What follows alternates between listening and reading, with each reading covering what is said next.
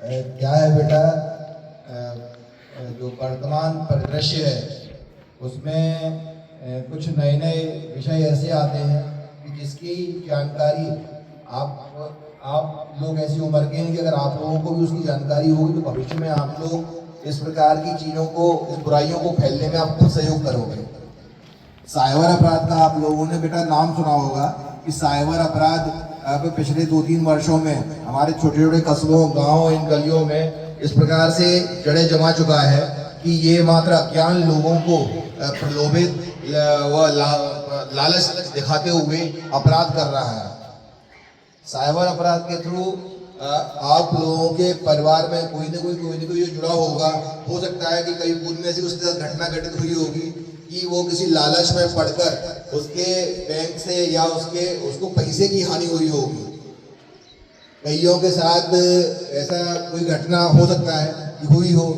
तो मैं जो आज आपके बीच में यहाँ उपस्थित हुआ, तो मेरे आने का बस केवल उद्देश्य ये था कि आप लोगों को बस थोड़ा सा सजग और थोड़ा सा जागरूक कर सकूं कि जो वर्तमान में 1 तारीख से 30 तारीख तक एक पुलिस की तरफ से पूरे मध्य प्रदेश में साइबर जागरूकता माह चलाया जा रहा है।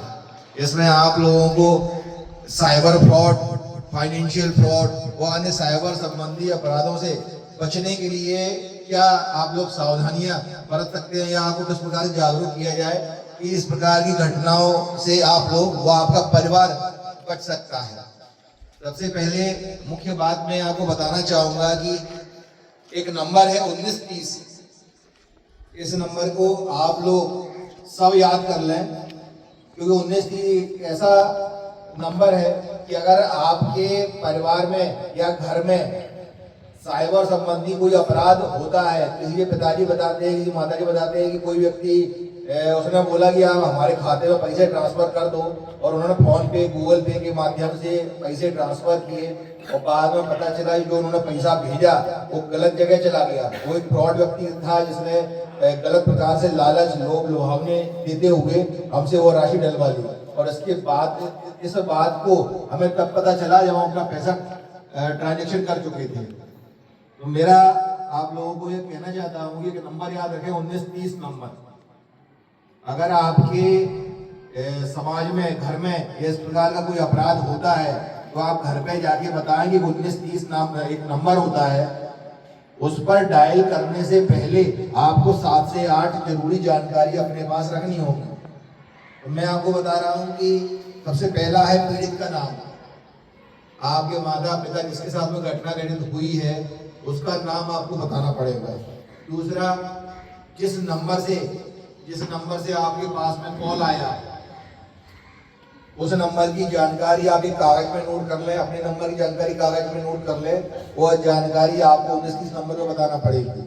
तीसरा, आपको बताना पड़ेगा कि हम लोग कहाँ पे रहते हैं, आपके नियरेस्ट कौन सा पुलिस स्टेशन है, पुलिस चौकी है। तो आपको बताना पड़ेगा कि मनेरी, बेजांडिया, निवास, इन थाना क्षेत्रों में रहते हैं। तो हो सकता है कि आप लोग, आपका जो थाना पड़ता हो निवास पड़ता हो, तो आपको अपने थाने की जानकारी रखना पड़ेगी। चौथा, आपको जिले का नाम, आप लोग मंडला जिले में रहते हैं, आपको जिला बताना पड़ेगा, मंडला जिले में आप लोग रहते हैं। पांचवा, बैंक का नाम, आपके माता पिता ने या आपके भाई ने जो पैसा ट्रांसफर किया है वो खाता कौन सी, SBI, bank of India, UCO bank, Punjab national, कौन सी ब्रांच में है वो आपको याद रखना पड़ेगा। आपको राशि बताना पड़ेगी कि कितने हजार रुपए का फ्रॉड हुआ, 10,000, 15,000, 20,000, 25,000, 50, 1 लाख, ये राशि आपको वहां पे उनको बताना पड़ेगा 19 नंबर पे। आपको अपना जो खाता क्रमांक है, खाता क्रमांक की जानकारी आपको अपने याद रखना पड़ेगी, कागज नोट करना पड़ेगा। UPI ID नोट करना पड़ेगा। आपके जो पिताजी ने, माता पिता ने फोन पे किया है उसका UPI ID है, वो याद करके रखना पड़ेगा। और एक संक्षिप्त जानकारी आप लोग याद करके रखना कि किस प्रकार से आपके माता पिता के पास में पहला फोन आया, कब आया, और किस प्रकार से उन्होंने कौन सी स्कीम के बारे में बताया था, बाद में किस प्रकार से उन्होंने पैसे मंगवाए, फिर खाते में फोन पे या गूगल पे करने के लिए किस प्रकार से नंबर दिया। इस सारी जानकारी आपको याद रख के 1930 नंबर पर जब आप बात करेंगे तो आप उनको बता सकते हैं। अगर इतनी जानकारी आप लोग याद रखते हैं और 19 चीज़ों बता देते हैं तो जरूर संभावना रहती है कि आपका पैसा वापस होने की प्रबल संभावना रहेगी। तो ये एक बहुत ही महत्वपूर्ण जानकारी है जो ये साइबर जो महा चल रहा है उसमें मैं आपसे बताना चाह रहा था। अगर 1930 पे आप लोग कंप्लेंट नहीं कर पा रहे हैं तो एमटी ऑनलाइन पर जाके www.cybercrime.gov.in पर आप शिकायत दर्ज करा सकते हैं। इसके अलावा अपने माता पिता को समझाएं, भाइयों को समझाएं, जब भी वो एटीएम वगैरह से पैसे निकालने कैश विड्रॉल करने जाते हैं, जो भी एटीएम कार्ड वगैरह लेके जाते हैं, कभी उनको जानकारी नहीं होती तो किसी व्यक्ति से पूछते हैं कि आप बता दें कि कैसे क्या इसका पैसा वगैरह निकलेगा, हम पिन वगैरह नहीं वो कर पा रहे हैं, तो उनको बताएंगे यार ध्यान रखें किसी भी अनजान व्यक्ति से सहयोग ना लें। आपको अगर सहयोग लेना है, आपको वो समझ में नहीं आती है तो घर से ही अपने मोहल्ले पड़ोस के किसी व्यक्ति को अपने साथ में लेके जाएं। अनजान व्यक्ति से एटीएम बूथ पर मदद कभी भी ना लें, अपने माता पिता को अपने घर वालों को बताएं।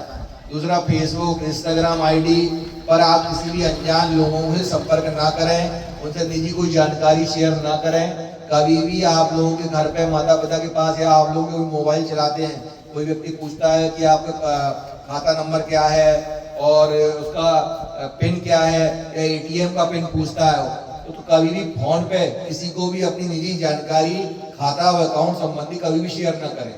फेसबुक इंस्टाग्राम आईडी पर किसी भी अनजान लोगों की फ्रेंड रिक्वेस्ट या अनजान लोगों को फॉलो ना करें। यह मैं महत्वपूर्ण आपको वो बताना चाहूँगा। दूसरी, आपके घर परिवार गाँव में कई फेरी वाले आते हैं या कोई लॉटरी स्कीम वाले आते हैं तो उनसे घर वालों को बचाएं, इस प्रकार के लोगों से बचें। ये आपको कम कीमत का 100 से 150 रुपए का सामान आपको दे जाएगा, शुरुआत में आपको लालच देगा, उसके बाद में आप लोग कईयों हजारों लाखों रुपए के उससे पीड़ित हो जाएंगे, आपका नुकसान होगा। इसलिए हम समझाना चाहेंगे कि आप लोग अपने घर परिवार वालों को समझाएं कि इस प्रकार की लॉटरी वालों से बचें। और आप लोगों को किसी प्रकार का कोई क्वेरी हो जो मैंने आपको बताई हो तो आप मेरे से पूछ सकते हैं।